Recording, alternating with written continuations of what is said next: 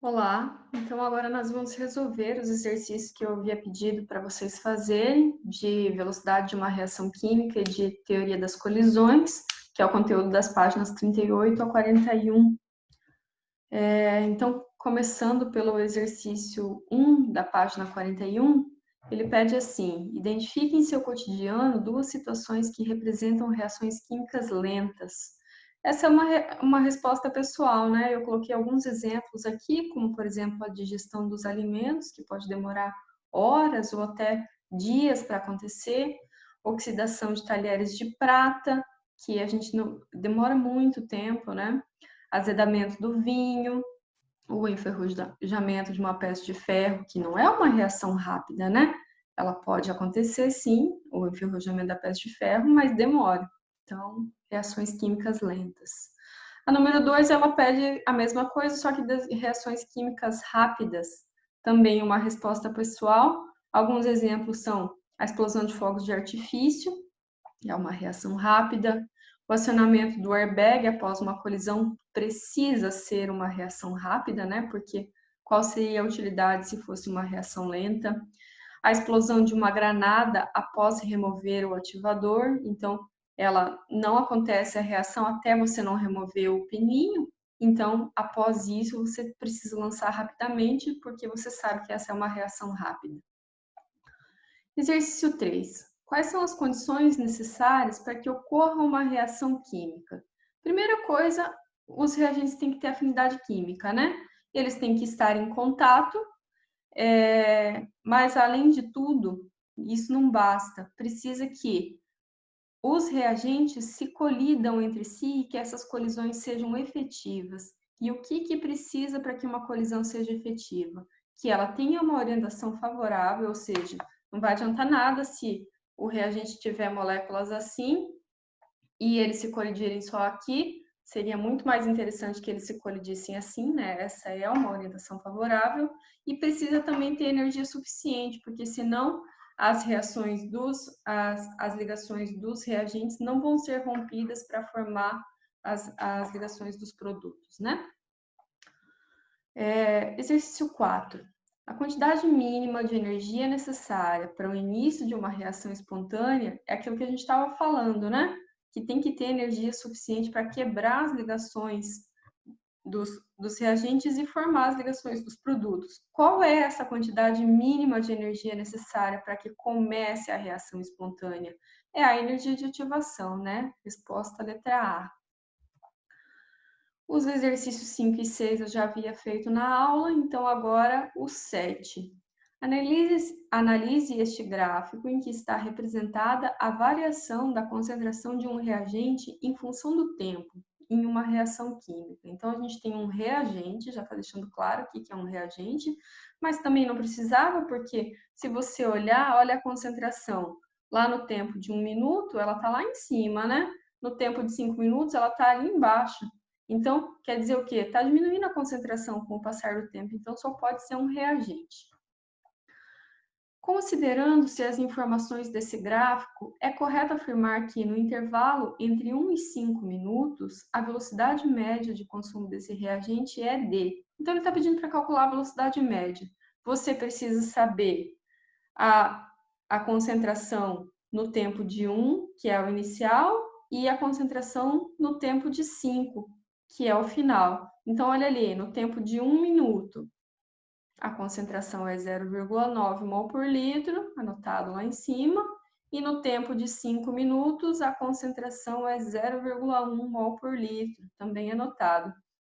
Lembrando que o exercício falou que é no intervalo entre 1 e 5 minutos, né?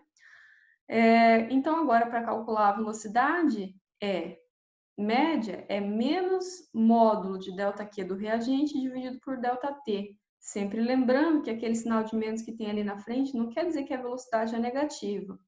Quer dizer que o reagente está mostrando que é um reagente, que ele está sendo consumido, né? A velocidade mesmo, quando você for assinalar, você tem que colocar ela positiva, tá?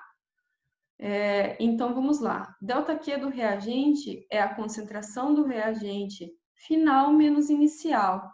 Final é no tempo de 5 minutos, que é 0,1, e inicial é no tempo de 1 minuto, que é 0,9. Então, fica daquele jeito ali. Módulo de 0,1 menos 0,9. E embaixo, ΔT, é o tempo final menos o tempo inicial, que é 5 menos 1.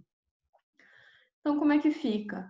O menos lá da frente, só para mostrar que está sendo consumida, módulo de 0,1 menos 0,9, que fica menos 0,8, dividido por 5 menos 1, que fica 4. Aí, quando você faz um módulo de menos 0,8, fica 0,8. E 0,8 dividido por 4 fica 0,2. E o sinal de menos que vem lá da frente é para mostrar que está sendo consumido, né? Mas a velocidade é quanto? 0,2 mol por litro, porque você está dividindo concentração por tempo, né? A concentração lá no eixo Y do gráfico é mol por litro. E o tempo é minuto. Então, a velocidade fica mol por litro por minuto. Letra A. Exercício 8. Considere o perfil da reação descrita na figura abaixo, onde R igual a reagentes e P igual a produtos. A energia de ativação é maior quando a reação ocorre na direção qual? Então, assim, é aquilo que eu tinha falado, né? A energia de ativação é a energia do começo da reação até formar o complexo ativado. Mas aí, você não pode falar que o começo da reação é nos reagentes, porque a reação pode estar sendo inversa, né? Reação direta é a reação que reagente forma produto, que nesse caso ali é reagente formando produto. Sempre, né? E a reação inversa é aquela que o produto forma o reagente. Então, na reação direta, que é aquela que o reagente forma o produto, qual que é a energia de ativação? É a energia para sair de onde a reação está começando para chegar até o complexo ativado. Sempre lembrando que no caso da reação direta, está saindo do reagente, que é ali no começo da flecha, e para chegar no complexo ativado, que é lá em cima, é essa ali, a energia de ativação, né? E para a reação inversa, que é quando o produto forma um reagente, a energia de ativação é a energia para sair de onde a reação começa, nesse caso ela está começando dos produtos, né? E chegar no complexo ativado. Então, é essa aqui, né? Produto chegando no complexo ativado. Essa é a reação inversa. Então, qual é maior? A energia de ativação é maior quando a reação ocorre na direção inversa. Tranquilo? Exercício 9. Considerando a reação de combustão. CH4 mais 2GO2, dando CO2 mais 2H2O. Tem-se o gráfico de energia abaixo. Vocês repararam que essa é uma reação de combustão? Alguma coisa reagindo com oxigênio para dar CO2 e água. Então, é uma reação de combustão. Não que isso vá fazer diferença agora, né?